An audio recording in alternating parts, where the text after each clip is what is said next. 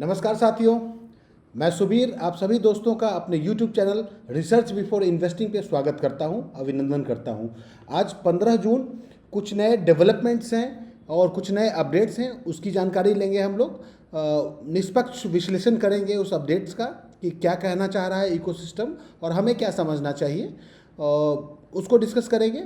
और फिर उसके बाद फिर हम लोग नॉर्मली अपने प्राइस चार्ट को देखेंगे, उसका थोड़ा विश्लेषण करेंगे कि प्राइस क्या कह रहा है, किस डायरेक्शन में जाने की संभावना दिख रही है मुझे। और फिर उसके बाद हम लोग एक दो चीज़ों को, इनफैक्ट एलजीएनएस की लिक्विडिटी को देखेंगे कि दोनों जगह पे पूल्ड लिक्विडिटी की क्या स्टेटस बनी है और यूजर्स की संख्या अनुबिस ब्लॉकचेन पे क्या बनी है, इस चीज़ का भी विश्लेषण करेंगे। सो चलिए स्टार्ट करते हैं वीडियो को। और वीडियो स्टार्ट करने के बाद पहले मैं डिस्क्लेमर दे देना चाहता हूं कि मैं इस वीडियो और इस चैनल के माध्यम से ETF, blockchain technology, Anubis blockchain technology और क्रिप्टो करेंसी प्रोजेक्ट्स बाजार की भी बात करेंगे हम लोग, तो उससे संबंधित जानकारी देता हूं। और मेरे इस जानकारी को कोई वित्तीय सुझाव ना माना जाए, ये मेरा निवेदन है आपसे। तो चलिए स्टार्ट करते हैं। आज का जो अपडेट आया है उसको समझते हैं। तो पहले तो अनुबिस लैब पे अपडेट आया है, जिसमें कि एक ये बता रहा है, अपडेट आया है जिसमें कि बताया गया है गोल्डन एरा हैज़ अराइव्ड। एक टाई अप हुआ है गोल्डन पैक्ट, एक प्लेटफॉर्म है उसके साथ में अनुबिस का, तो इसकी जानकारी लेंगे। और इसी से संबंधित कुछ ऐसी बातें की गई हैं जो कि AI value becomes real when it runs through the whole ecosystem. मतलब AI की महत्व क्या है उसके बारे में बताया गया है, क्योंकि अनुबिस चेन आजकल बहुत ज़्यादा फोकस्ड है AI को लेकर और उससे संबंधित बहुत सारा टाई अप्स हो रहे हैं। तो इसकी भी जानकारी इन दोनों अपडेट्स के माध्यम से हम लोगों को मिलेगा। और उसके बाद अनुबिस लैब के अलावा अनुबिस के ऑफिशियल हैंडल पे एक अपडेट आया है जिसमें कि ये बताया है, ये इंपॉर्टेंट अपडेट है ये, जिसमें कि बताया है Aave.ai हैज़ ऑफिशियली इंटीग्रेटेड। ये इंटीग्रेशन का काम आज से कुछ दिन पहले चल रहा था, उसकी चर्चा मैंने अपने पुराने वीडियो में कर रखी है, बट ये अभी इंटीग्रेशन इसका कंप्लीट हो चुका है संभवतः। तो ये दिख रहा है यहाँ पे, तो इसको भी डिकोड करेंगे और इसे समझना चाहेंगे कि क्या अचीव कर रहा है आपका इकोसिस्टम। और एक दो अपडेट्स हैं जो कि ओरिजिन हब वाले हैंडल पे आया है, तो ये डाओ के द्वारा दिया गया है। इसके जो अपडेट्स आते हैं इस पे, इसको थोड़ा वेरीफाई करने की आवश्यकता होती है। सो ये अपडेट तो वही Aave.ai वाला है, लेकिन इससे ज़्यादा एक इम्पॉर्टेंट अपडेट इसमें बताया गया है कि piercing the fog fully armed origin DAO officially launches the exclusive LGNS core tool station. ये कोर टूल स्टेशन की बात कर रहा है, जिसको कि समझने की कोशिश करेंगे। बट चूंकि ये ऑफिशियल हैंडल नहीं है, ये डाओ के द्वारा संचालित किया गया हैंडल है, तो इसको हम लोगों को रेगुलरली वेरीफाई करके ही इस पे जो भी मैसेज आता है उस पर आगे बढ़ने की आवश्यकता है। तो चलिए स्टार्ट करते हैं अपडेट्स को, समझते हैं क्या कहना चाह रहा है अपडेट। सो पहला तो ये जो गोल्डन पैक्ट, गोल्डन एरा की बात कर रहा है, तो उस मैसेज के अनुसार गोल्डन पैक्ट ने अनुबिस चेन के साथ पूर्ण तकनीकी एकीकरण, इंटीग्रेशन इसका हो गया है, कंप्लीट हो चुका है, और अनुबिस लैब के साथ एक इकोसिस्टम इंक्यूबेशन पार्टनरशिप में प्रवेश किया है। तो एक पार्टनरशिप किया है जिसमें कि इंक्यूबेशन पार्टनरशिप है, मतलब कि इसके पार्टनरशिप से जो डिफरेंट प्रोजेक्ट्स आएंगे अनुबिस ब्लॉकचेन पे उनका डेवलपमेंट किया जा सकेगा, ऐसी टेक्नोलॉजी है गोल्डन पैक्ट के पास। तो उससे मिलके काम करेंगे, ये दोनों मिलके क्या करेंगे, किस दिशा में काम करेंगे, तो AI और डेफी इनोवेशन फंड स्थापित करने की योजना बना रहे हैं। सो ऐसा डिसेंट्रलाइज फाइनेंशियल इनोवेशन फंड होगा जो कि AI द्वारा संचालित होगा, सपोर्टेड होगा। क्या क्या उद्देश्य है इनका इस साझेदारी से, इसको समझते हैं। तो इसमें यह बता रहा है AI आधारित वित्तीय उपकरण और ऑटोमेशन क्षमताओं का विकास किया जाएगा। तो वित्तीय उपकरण मतलब फाइनेंशियल जो टेक्नोलॉजीज हो सकती है और AI के द्वारा सपोर्टेड होंगे, उनकी डेवलपमेंट की जाएगी, जिसमें कि मुख्य रूप से RWA digital securities infrastructure. So real world asset की तरफ आपका इकोसिस्टम बढ़ रहा है, जो कि इनकी प्लानिंग में है। तो उसी को अचीव करने के लिए इस तरीके के टाइप्स किए जा रहे हैं। इस टाइप से होगा क्या कि जो रियल वर्ल्ड एसेट है और डिजिटल प्रतिभूतियों मतलब डिजिटल सिक्योरिटीज़ हैं, उनके लिए इंफ्रास्ट्रक्चर डेवलप हो रहा है। तो जब तक आपका रियल वर्ल्ड को सिक्योरिटी नहीं मिलेगा आपके रियल वर्ल्ड एसेट को, तब तक आप कैसे डेवलप कर सकते हैं रियल वर्ल्ड से संबंधित प्रोजेक्ट को। तो उनके सिक्योरिटी को ध्यान में रख के इस तरीके का टाई अप किया जा रहा है, जिससे कि ये सुविधा मिल सकती है कि आपका रियल वर्ल्ड सुरक्षित रहे। On chain smart financial backbone है ये, मतलब ब्लॉकचेन आधारित वित्तीय सेवाओं के लिए एक स्मार्ट फाइनेंशियल इंफ्रास्ट्रक्चर तैयार कर रहा है। तो इंफ्रास्ट्रक्चर बेस तैयार होगा तभी तो आप दूसरे प्रोजेक्ट्स को डेवलप कर पाएंगे। उससे संबंधित ये बातें की गई हैं। और ये जो आपकी दिशा है डेफी 3.0 की नई दिशा, मतलब इसमें आप ये समझ सकते हैं कि यह साझेदारी डेफी 3.0 को कुछ विशेषताएं, जो कि ये नीचे वाली विशेषताएं हैं, फीचर्स हो सकते हैं, उनके साथ आगे बढ़ाने का प्रयास कर रहा है। सो इन चीज़ों को ध्यान में रख कर डेवलपमेंट किया जा रहा है। क्या है वो चीज़? इंटेलिजेंट होगा, ऑटोमेटेड होगा, मतलब स्वतः संचालित हो सकता है वो, क्योंकि AI है, और वो सस्टेनेबल होगा, टिकाऊ मॉडल होगा। तो इन चीज़ों को ध्यान में रखकर डेवलपमेंट किया जा रहा है। भूमिका क्या होगी आपकी? अनुबिस लैब की क्या भूमिका है इसमें? तो अनुबिस लैब को एक इंक्यूबेशन बताया। इंक्यूबेशन मतलब जहाँ पे कि आप डेवलप कर सकते हैं प्रोजेक्ट को, और इकोसिस्टम सपोर्ट प्लेटफॉर्म के रूप में बताया गया है। तो इकोसिस्टम जो भी आएंगे उसका डेवलपमेंट किया जाएगा इस प्लेटफॉर्म के थ्रू, जिसमें कि टेक्निकल सहायता दी जाएगी, टेक्निकल सपोर्ट के रूप में दिया जाएगा। AI इंफ्रास्ट्रक्चर बनेगा, इकोसिस्टम रिसोर्सेज डेवलप होंगे और ग्रोथ सपोर्ट दिया जा सकता है। इसमें एक जो मेरा विश्लेषण कह रहा है उसके हिसाब से हम लोगों को इन चीज़ों पे ध्यान देना है। ये मैसेज के बाद हम लोगों को इन चीज़ों पे ध्यान देना है कि ये सारा डेवलपमेंट किन बातों पे निर्भर करेगी। तो वो है कि AI और डेफी इनोवेशन फंड वास्तव में लॉन्च होता है या नहीं होता है, या सिर्फ कहानी रह जाएगी ये बातें। तो ये चीज़ें संभवतः दिख रही हैं हम लोगों को। RWA इंफ्रास्ट्रक्चर और प्रोडक्ट विकास होता है या नहीं होता है। तो RWA के लिए पहले भी काम कर चुका है, इनके वाइट पेपर में भी लिखा गया है कि RW रियल वर्ल्ड एसेट पे काम करेगा आपका प्रोटोकॉल। तो इन चीज़ों पे ध्यान और नज़र बनाए रखना है, तभी ये सारी चीज़ें जो बातें हो रही हैं, जो डेवलपमेंट हो रही हैं, वो सफल हो पाएंगी। और डेवलपर्स और यूजर इकोसिस्टम को अपनाते हैं, एडॉप्शन बढ़ता है या नहीं बढ़ता है।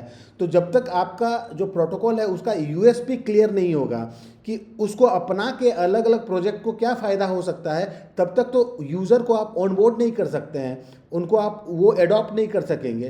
तो ये चीज़ें भी दिख रही हैं, इस पर भी नज़र बना के रखना पड़ेगा हम लोगों को। तो इन सभी चीज़ों को देख के आगे बढ़ने की आवश्यकता है। टाई अप तभी सक्सेसफुल हो पाएगा जब तक कि इन चीज़ों को जो बोल रहा है उनको इम्प्लीमेंट ना किया जाए, तब तक नज़र बना के रखने की आवश्यकता है। इसी संदर्भ में जो दूसरा मैसेज था जो कि AI से संबंधित है, जो बता रहा है ये वाला मैसेज अपना, जिसमें कि ये बता रहा है कि अ वैल्यू बिकम रियल, मतलब वास्तविकता तभी दिखेगी when it runs through the whole ecosystem, जब पूरे इकोसिस्टम का सहभागी तो इसको देख कर समझते हैं इसमें क्या कह रहा है। ये मैसेज के थ्रू हम लोगों को ये समझ में आ रहा है कि अनुबिस लैब की अगली रणनीति, जो अगला स्ट्रेटजी है अनुबिस लैब की, वो सिर्फ AI टूल्स को जोड़ने की तक सीमित नहीं है, मतलब सिर्फ टाई अप कर लेना तक सीमित नहीं है, बल्कि पूरे इकोसिस्टम के जो इकोसिस्टम है उसके हर स्तर में एकीकृत, मतलब पूरा इंटीग्रेशन किया जाए। AI कुछ छोटे छोटे लोगों तक सीमित नहीं रहना, छोटे छोटे प्रोजेक्ट तक सीमित नहीं रहना है, पूरे इकोसिस्टम के हर एक लेवल पे उसको इंटीग्रेट किया जाए, जिससे कि आपको ज़्यादा अचीव कर सकेंगे, आप ज़्यादा मतलब मजबूती के साथ आप आगे बढ़ सकेगा आपका ecosystem. So AI value becomes real when it runs through the whole ecosystem, मतलब कि AI का वास्तविक मूल्य तब सामने आता है जब वो development, product building, growth, community management, ecosystem coordination जैसे सभी क्षेत्रों में सक्रिय रूप से उपयोग हो। तो ये सारी चीज़ें जब तक नहीं होगा आपके इकोसिस्टम में, इन सभी चीज़ों को AI का सपोर्ट मिलेगा, तभी तो आप डेवलप कर पाएंगे। और जब इन सभी चीज़ों में डेवलपमेंट होगा, प्रोडक्ट बिल्डिंग हो सकता है, ग्रोथ होगा, तो इन जगह पे जब AI का उपयोग होगा तभी तो आपका सक्रिय रूप से उपयोग हो सकता है, तभी तो सभी क्षेत्रों में आपका डेवलपमेंट होगा।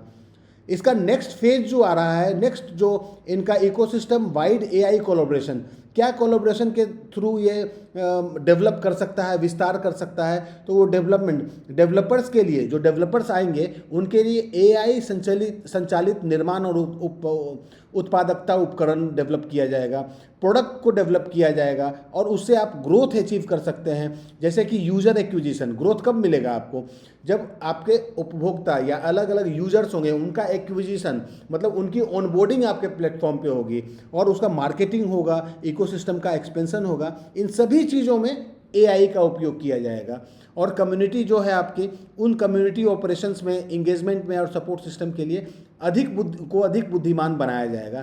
तभी तो जाके आपका एआई दिखेगा कि हाँ, एआई से कोलैबोरेशन करने के बाद आपको ये सारी चीज़ें मिल रही हैं। कोऑर्डिनेशन क्या होगा आपके इकोसिस्टम में, तो अलग अलग जो प्रोजेक्ट्स होंगे, जो पार्टनर्स होंगे और रिसोर्सेज होंगे, उनके बीच में कोलैबोरेशन अच्छा सा हो जाएगा, तब आपका इकोसिस्टम लोग एडॉप्ट करेंगे। एड ऑन से इंफ्रास्ट्रक्चर तक, मतलब अब एआई सिर्फ एक अतिरिक्त सुविधा नहीं है, इसके अलावा क्या होगा, कंटिन्यूस अपग्रेड्स होते रहेंगे, रेगुलर अपडेट्स होते रहेंगे, क्योंकि अभी आगे फेज में जाना है। इंटेलिजेंट कोऑर्डिनेशन, आपस में कोऑर्डिनेशन बनाया जाएगा, मतलब सिर्फ एक दो प्रोजेक्ट को लेकर नहीं, जितने प्रोजेक्ट आएंगे उन सभी का आपस में कोऑर्डिनेशन होगा, तब आपके इकोसिस्टम का मजबूती और ज़्यादा हो जाएगा। इकोसिस्टम का उसी कारण ग्रोथ भी होगा और आपका जो इंफ्रास्ट्रक्चर है वो भी ऑटोमेटिकली अपने आप को अपग्रेड करता रहेगा ऑटोमेटिकली।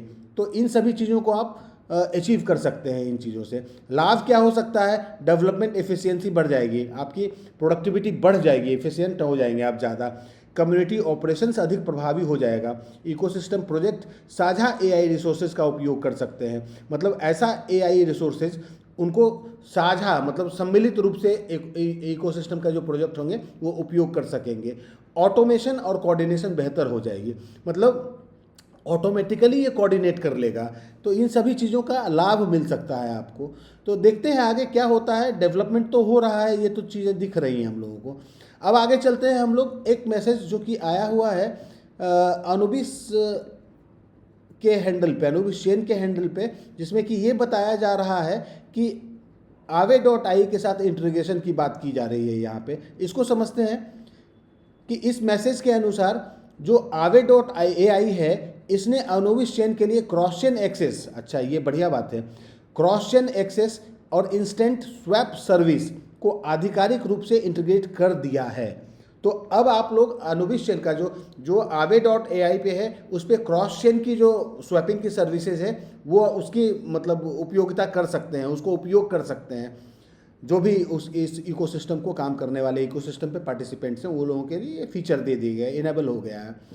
इसका इंटीग्रेशन का उद्देश्य, पर्पस क्या है कि इस इंटीग्रेशन यह इंटीग्रेशन अनुबिस चेन इकोसिस्टम के जो भी यूजर्स होंगे, जो भी प्रोजेक्ट्स होंगे और इकोसिस्टम के पार्टनर्स होंगे, उन सभी लोगों को अधिक ईजी और एफिशिएंट ऑन चेन सर्विस प्रदान कर सकेगा। तो ये अच्छी बात है, सुविधाएं मिलेंगी आपको, क्रॉस चेन कनेक्टिविटी मिल जाएगी, अलग अलग जो चेन्स हैं, ब्लॉक चेन्स हैं, उसमें आपस में कनेक्टिविटी मिल जाएंगी। इंस्टेंट स्वैप, आपको ग्लिचेस नहीं होंगे, तुरंत स्वैपिंग की सुविधा मिल जाएगी और बेटर एसेट एक्सेस मिलेगा, जिससे कि आप अलग अलग एसेट क्लास में आपका एक्सेस, आपका पहुंच आसानी से बन सकेगा। इकोसिस्टम में कनेक्टिविटी बनेगी।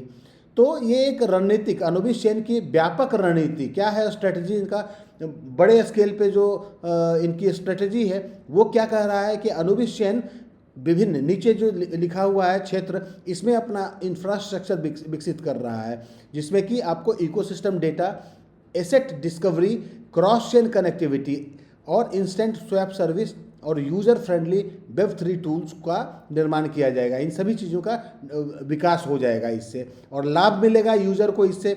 जो भी इसके इकोसिस्टम के यूज़र हैं उनको क्या लाभ मिलेगा, तो यूज़र के लिए एसेट मूवमेंट आसान हो जाएगा, मतलब आप एक जगह से अपना एसेट दूसरे जगह ले जा सकते हैं, वो आसानी से कर पाएंगे। आपका ट्रेडिंग एक्सपीरियंस बेहतर हो जाएगा। ट्रेडिंग एक्सपीरियंस के लिए भी बहुत लोग पार्टिसिपेट करते हैं, तो उनको बेहतर अनुभव मिल सकेगा इस चीज़ से। और इकोसिस्टम में प्रोजेक्ट की विजिबिलिटी और एक्सेसिबिलिटी बढ़ जाएगी, तो आपके इकोसिस्टम पे जितने भी प्रोजेक्ट्स होंगे, प्रोग्राम्स आएंगे, उसकी विजिबिलिटी दुनिया में बढ़ेगी, मतलब और भी लोग आपके प्रोग्राम्स को देख पाएंगे और उसमें पार्टिसिपेट कर पाएंगे। क्रॉस चेन लिक्विडिटी में सुधार होगा। जो क्रॉस चेन में लिक्विडिटी होगी उसका सुधार होगा, क्योंकि हर एक लोग कहीं ना कहीं पार्टिसिपेट करेंगे, तो जब पार्टिसिपेशन होगा तो लिक्विडिटी के माध्यम से ही होता है, तो वो व्यवहार में आ जाएगा। और जो विश्लेषण के अनुसार हम लोगों को ध्यान में रखने की बातें, जिन पे ये चीज़ें का डेवलपमेंट इनकी सफलता निर्भर करती है, वो है ये कि हम लोगों को लिक्विडिटी, उपलब्धता, सिक्योरिटी और स्मार्ट कॉन्ट्रैक्ट ऑडिट्स, इन चीज़ों पे ध्यान देना है। ट्रांजैक्शन रिलायबिलिटी, ट्रांजैक्शन क्या सही तरीके से हो रहा है, उस पर हम कितना विश्वास कर सकते हैं, यूजर्स आ रहे हैं या नहीं आ रहे हैं, इसका ध्यान रखना है। सपोर्टेड एसेट और नेटवर्क्स, इन चीज़ों पे सब जब हम लोग ध्यान देंगे, और इन्हीं के ऊपर ये चीज़ें निर्भर करती हैं कि आप कितने सफल हो जाते हैं या आपका टाई अप कितना सफल हो जाता है।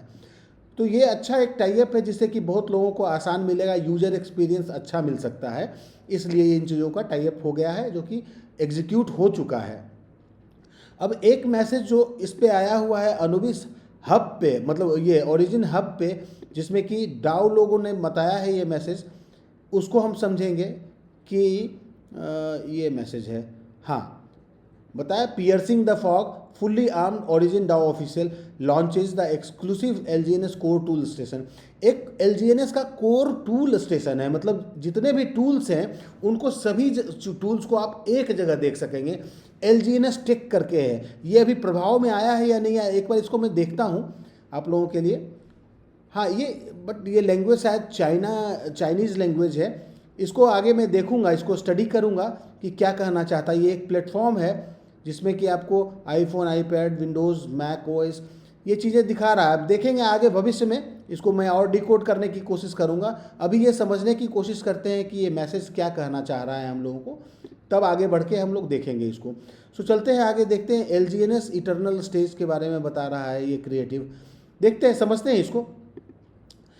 तो इसमें डाउ ने घोषणा की है, डाउ जो कम्युनिटी है उसने घोषणा की है, एलजीएनएस एग्रीगेटर टूल स्टेशन, ये बनाया है, एक स्टेशन है, एक प्लेटफॉर्म बनाया गया है जो कि लाइव हो चुका है, जो अभी हमने देखा लाइव तो हो चुका है।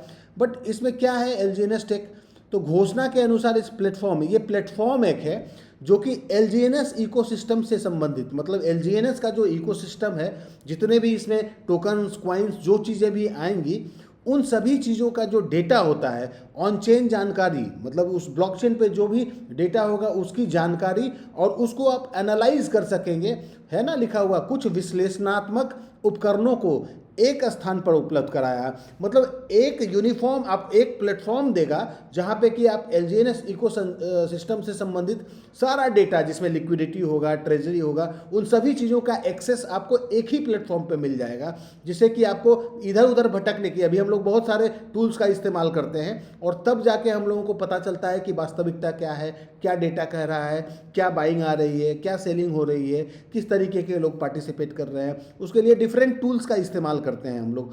शायद इस टूल के आने के बाद, एलजीएनएस टेक आने के बाद, हम लोगों को हर एक डेटा एक जगह उपलब्ध हो जाएगा।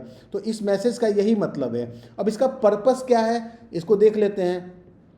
ऑल सीइंग आई, संपूर्ण डेटा दृष्टि, वही बात है, मतलब कि ऑन चेन डेटा देख सकेंगे हम लोग, एलजीएनएस मैट्रिक्स को ट्रैक कर सकेंगे, एलजीएनएस किस तरीके से परफॉर्म कर सकता है, कर रहा है, और इकोसिस्टम की एक्टिविटी क्या हो रही है, कैसे लोग पार्टिसिपेट कर रहे हैं, कैसे लोग एग्जिट कर रहे हैं, तो सारी एक्टिविटी को हम लोग समझ सकेंगे इस प्लेटफॉर्म के माध्यम से। स्टेकिंग और टोकन डेटा का विश्लेषण भी कर सकेंगे, कैसे लोग पार्टिसिपेट कर रहे हैं, इन चीज़ों को, मतलब हर एक एक्टिविटी को आप मॉनिटर कर सकेंगे। इसकी वास्तविक विशेषताएं क्या है भाई, तो इसकी विशेषताएं ये है कि सप्लाई डाटा, सप्लाई क्या हो रहा है, कैपिटल फ्लो क्या हो रहा है, इकोसिस्टम मैट्रिक्स क्या क्या चीज़ें हो रही हैं इसमें, टोकन डायनेमिक्स क्या है, इन सभी चीज़ों का हम लोग विश्लेषण कर सकेंगे इस प्लेटफॉर्म का यूज़ करके। और इसमें आप डुअल चेन मॉनिटरिंग, मतलब कि पॉलीगॉन नेटवर्क और अनुबिस चेन दोनों को एक जगह ही देख सकेंगे हम लोग। ये बहुत अच्छा इजी हो जाएगा ऐसे लोगों के लिए जो विश्लेषण करना चाहते हैं। मेरे लिए इजी हो सकता है ये चीज़, मैं इस प्लेटफॉर्म को यूज़ कर पाऊंगा क्योंकि सारा डेटा मुझे एक जगह मिलेगा, तो आसानी होगी मुझे। इन्फॉर्मेशन, स्टेकिंग का इन्फॉर्मेशन ले सकते हैं। डाउ ड्रिवन इंफ्रास्ट्रक्चर को भी आप इस ओरिजिन डाउ, इस टूल स्टेशन को, मतलब जो ओरिजिन डाउ आ गया ना, ऐसे लोग जो कि ज़्यादा इन्वॉल्व हैं इस इकोसिस्टम में, वो लोग कम्युनिटी के इंफ्रास्ट्रक्चर को डिसेंट्रलाइज्ड इनिशिएटिव्स क्या क्या हो सकते हैं, और इकोसिस्टम यूटिलिटी प्लेटफॉर्म के रूप में प्रस्तुत कर रहा है। मतलब इन सभी तरीके से आप इस्तेमाल कर सकते हैं इस प्लेटफॉर्म को। उपयोगिता क्या क्या होगी, तो वॉलेट एक्टिविटी, मतलब किस वॉलेट से क्या एक्टिविटी हो रही है उसको मॉनिटर कर सकेंगे। टोकन मैट्रिक्स का एनालिसिस कर सकेंगे हम लोग। सप्लाई को ट्रैकिंग कर सकेंगे कि कितना टोकन सप्लाई हो रहा है, सर्कुलेशन सप्लाई क्या आ रहा है। इकोसिस्टम में ट्रांसपेरेंसी के साथ भी देख सकेंगे इन चीज़ों को। और स्टेकिंग स्टेटिक्स देख सकेंगे कि क्या निर्माण हो रहा है, लोगों की स्टेकिंग की पार्टिसिपेशन क्या हो रही है। बट इन सभी चीज़ों को वेरीफाई करने के लिए हम लोगों को डाटा सोर्स क्या है, वैलिडिटी इनकी करनी पड़ेगी, और तभी हम आगे बढ़ पाएंगे कि डेटा का सही डेटा इसमें दिखा रहा है, जो अलग प्लेटफॉर्म पे दिखाता है उसे एक बार मैच करके तभी हम लोग वेरीफाई कर पाएंगे। मैट्रिक्स जो भी दिख रहा है इसमें उसको सत्यापित किया जा सकते हैं, मतलब उनको वेरीफाई करके ही हम एक बार जब संतुष्ट हो जाएं तब हम इस डेटा को ज़्यादा अच्छे तरीके से यूज़ कर पाएंगे। तो ये सारी चीज़ें डेवलपमेंट्स हो रही हैं जो कि यूज़र के एक्सपीरियंस के लिए दे रहा है। जब तक आप सुविधा ढंग से नहीं इस्तेमाल कर पाएँ, लोग ऐसी सुविधाएं नहीं देंगे तो लोग क्यों आएंगे आपके इकोसिस्टम में। तो चाह रहा है इकोसिस्टम कि ज़्यादा से ज़्यादा, जैसे जैसे ट्रैफिक बढ़ रहा है, यूजर्स प्लेटफॉर्म्स अलग अलग ऑर्गेनाइजेशन टाइप कर रहे हैं, तो ये चाह रहा है कि उनको ऐसी सुविधा दें कि उनको दिक्कत ना आए इसके इस्तेमाल करने के लिए। उनका पार्टिसिपेशन बढ़ाना चाह रहा है ये इकोसिस्टम। तो ये तो था सारा अपडेट जो कि आज मेरे पास आया था।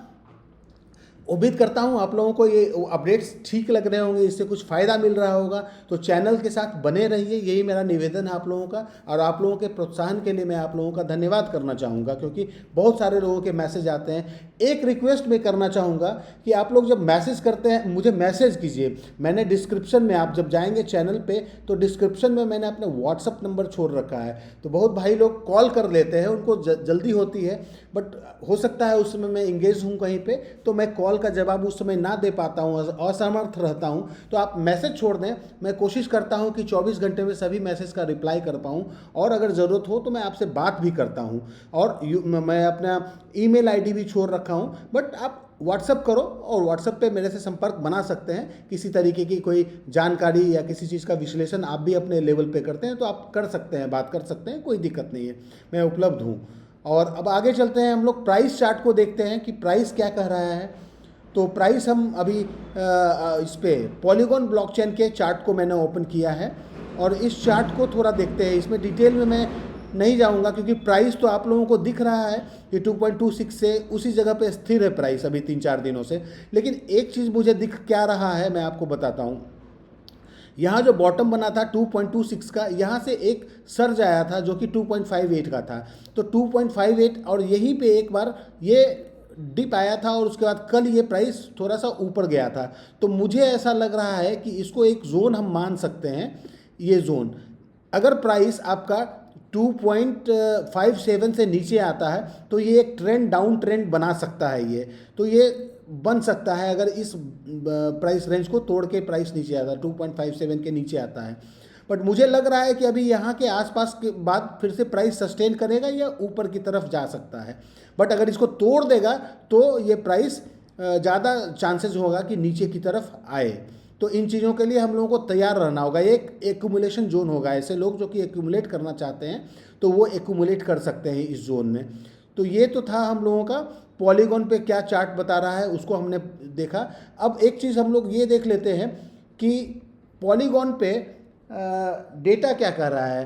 तो 24 घंटे में कोई ज़्यादा इंक्रीज़ नहीं हुआ है, प्राइस आपका वहीं स्थिर है 0.23%, ज़्यादा कोई मायने नहीं रखता है।